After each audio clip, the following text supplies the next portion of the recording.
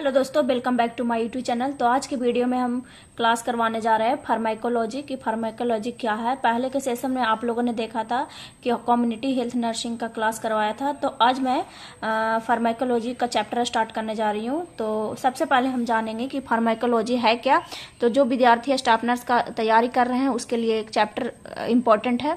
तो आइए video start करते हैं। तो फार्माकोलॉजी में फार्मा का मतलब ड्रग होता है और लोगोस का मतलब टू स्टडी होता है, यानी कि ड्रग का स्टडी करना फार्माकोलॉजी कहलाता है। Pharmacology is a branch of medical science that deals with study of drug.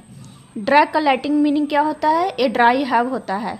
और ड्रग और मेडिसिन में डिफरेंट जानेंगे कि ड्रग और मेडिसिन में क्या डिफरेंट होते हैं। तो ड्रग और मेडिसिन में ड्रग अल्कोहल, डाइजोक्सिन, हीरोइन और लिथियम ये ड्रग हो गए।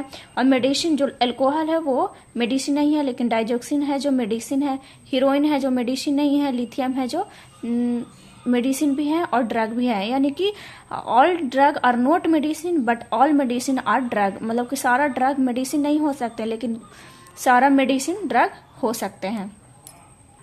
आप जानेंगे टर्मिनोलॉजी ऑफ फार्माकोलॉजी। मतलब फार्माकोलॉजी का टर्मिनो क्या होता है। तो दो होता है, एक होता है फार्माकोकाइनेटिक और दूसरा होता है फार्माकोडायनेमिक। फार्माकोकाइनेटिक मीन्स होता है, फार्मा मीन्स ड्रग होता है, काइनेटिक मीन्स मूवमेंट होता है, यानी ड्रग का मूवमेंट फार्माकोकाइनेटिक्स कहलाते हैं। फार्माकोडायनेमिक्स में फार्मा मतलब ड्रग होता है और डायनेमिक मीन्स पावर होता है, यानी ड्रग का पावर जो होता है फार्माको डायनेमिक कहलाता है। It is a term which means power of a drug, तो ये फार्माकोडायनेमिक कहलाता है। What drug does with body, यानी कि जो ड्रग है वो बॉडी के साथ क्या रिएक्ट करे, क्या करती है, उसे फार्माकोडायनेमिक कहलाता है। What changes drug can causes in body, pharmacodynamic, यानी बॉडी के अंदर ड्रग क्या चेंजेस करती है वो भी फार्माकोडायनेमिक के अंदर आते हैं। पहले देखे थे कि फार्माकोकाइनेटिक क्या होता है, तो वही चीज है कि it is movement of drug, drug का मूवमेंट फार्माकोकाइनेटिक कहलाता है। इसमें होता है कि what body does with drug, यानी ड्रग के साथ में बॉडी क्या करती है, तो फार्माकोकाइनेटिक्स कहलाते हैं। ये फार्माकोकाइनेटिक्स में चार तरह के हम लोग मूवमेंट के बारे में जानेंगे। चार तरह का कौन कौन से मूवमेंट होते हैं, तो ADME होते हैं। पहला एब्जॉर्प्शन, डिस्ट्रीब्यूशन, मेटाबॉलिज्म और एक्सक्रीशन होता है। एब्जॉर्प्शन मतलब होता है drug is absorb by depend on route of drug. तो यानी कि एब्जॉर्प्शन होता है कि डिपेंड ऑन रूट, मतलब कि रूट पर डिपेंड करता है drug, on route of drug, तो ये एब्जॉर्प्शन कराता है। डिस्ट्रीब्यूशन होता है drug is distribute by plasma, distribution कौन करता है, तो प्लाज्मा करता है। Metabolism, drug is metabolized by liver, यानी कि मेटाबॉलिज्म कौन करता है, तो वो लीवर करता है। Excretion, drug is excrete bye kidney, बाहर निकालने का काम कौन करता है, तो किडनी करता है। तो ये फार्माकोकाइनेटिक्स में ये चार पढ़ना होता है कि चार तरह का मूवमेंट कौन कराती है। तो ये एब्जॉर्प्शन, डिस्ट्रीब्यूशन, मेटाबॉलिज्म और एक्सक्रेशन कराती है। आप जानेंगे कि एडमिनिस्ट्रेशन में ड्रग का रूट कौन कौन सा होता है। Route of drug administration, there are various route which is used for drug administration.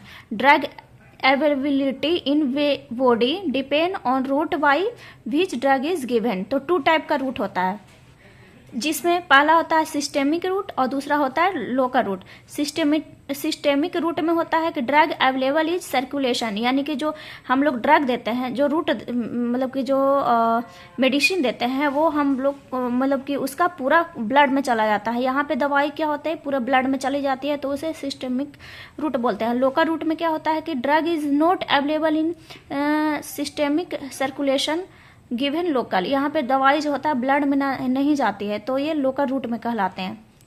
Local route में टॉपिकल पढ़ते हैं। टॉपिकल में होता है inunction, insufflation, inhalation, insertion, instillation, intra article या इंट्रा आर्टिकुलर, ये होता है। इनेक्शन मतलब कि ऑइंटमेंट अप्लाई, जो ऑइंटमेंट अप्लाई करते हैं वो लोकल रूट में टॉपिकल में करते हैं। टॉपिकल में भी इन एक्शन में करते हैं। इन एक्शन में ऑइंटमेंट अप्लाई करते हैं। इंसफ्लेशन में पाउडर फॉर्म में, जो पाउडर हम लोग फॉर्म में छींटते हैं या बॉडी पे कहीं पे कुछ होता है तब पाउडर के फॉर्म में जो करते हैं वो इंसफ्लेशन में करते हैं।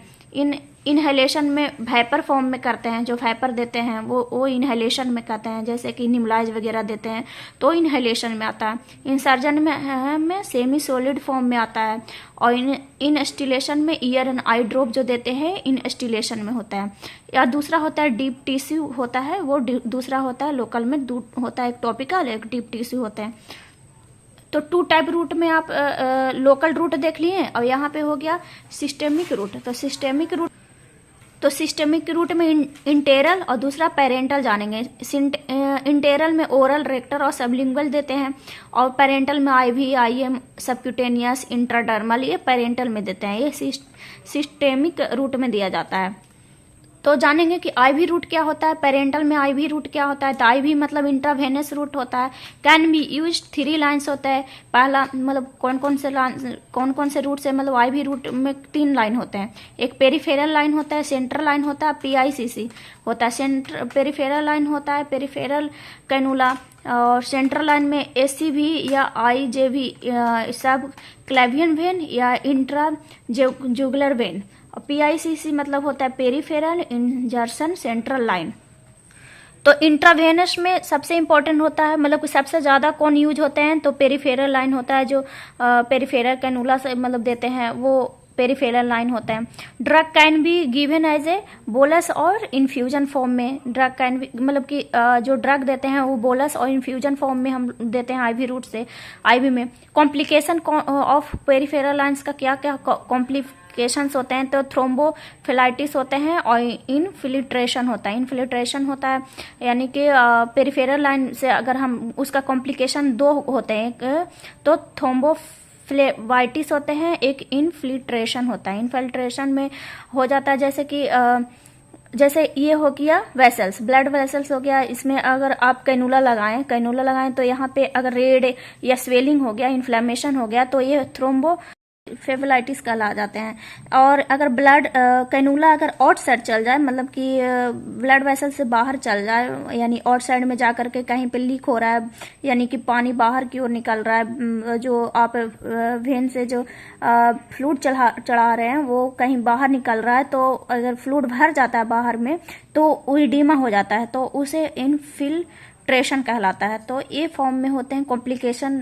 पेरिफेरल का 2 कॉम्प्लिकेशंस होते हैं जो आप लोगों ने देख लिया। अब जानेंगे आईएम रूट। आईवी रूट जो होते हैं वो 25 डिग्री के एंगल पे देते हैं। आईएम रूट क्या होता है, तो IM route drug is given into the muscles. जो मसल्स में ड्रग देते हैं उसे आईएम रूट, जैसे कि इंट्रामस्कुलर, आईएम का मतलब इंट्रामस्कुलर होता है। इसका देने का एंगल क्या होता है, कितना डिग्री एंगल पर देते हैं, तो 90 डिग्री एंगल पर देते हैं। अमाउंट कितना होता है, अमाउंट कितना मतलब अमाउंट में इसको देता है 3 to 5 ml का अमाउंट पे देंगे। मसल्स हो जाएगा एडल्ट में डेल्टॉइड, ग्लूटियल। ये एडल्ट में जो मसल्स होते हैं कहाँ पे देते हैं, तो डेल्टॉइड में, ग्लूटियल में, और चाइल्ड में देता है वेस्टस। या तीसरा होता है सबक्यूटेनियस एससी रूट यानी subcutaneous route. Drug is given by subcutaneous route. इसका एंगल क्या होता है, कितना डिग्री एंगल पे देते हैं, तो 45 डिग्री एंगल पे देते हैं। अमाउंट कितना होता है, तो अमाउंट होता है 0.5 to 1 ml अमाउंट, मतलब कम देते, मतलब बहुत कम दिया जाता है, 0.5 से 1 ml। एग्जाम्पल हेपारिन और इंसुलिन। हेपारिन क्या होता है, हेपारिन मतलब कि ब्लीडिंग, अगर हम लोग हेपारिन को आईवी से दे दिया जाए, आईवी रूट से दे दिया जाए, तो पेशेंट को ब्लीडिंग होने लगेगा, इसलिए हम लोग सबक्यूटेनियस रूट से हेपारिन को, इंसुलिन को देते हैं। अगर इंसुलिन को आईवी रूट से अगर दिया जाए तो उसका रिस्क हो जाता है कि हाइपोग्लाइसेमिया में पेशेंट चल जाएगा, इसलिए इंसुलिन को हम लोग सबक्यूटेनियस देते हैं, जो कि 0.5 to 1 ml तक दिया जाता है। चौथा होता है इंट्राडर्मल। आईडी मतलब intradermal. A route is which drug is given between epidermis and dermis. Angle क्या होता है 5 to 15 degree. Amount 0.5 to 0.5 ml होता है। एग्जाम्पल में एसटी आफ्टर सेंसिटिविटी टेस्ट या एमटी मोन्टेक्स टेस्ट, मतलब कि यही दोनों किया जाता है इंट्राडर्मल में, एसटी और एमटी, जो कि एंगल इसका 5 to 15 डिग्री होता है। आई होप कि ये वीडियो आप लोगों को काफ़ी ज़्यादा अच्छा लगा होगा।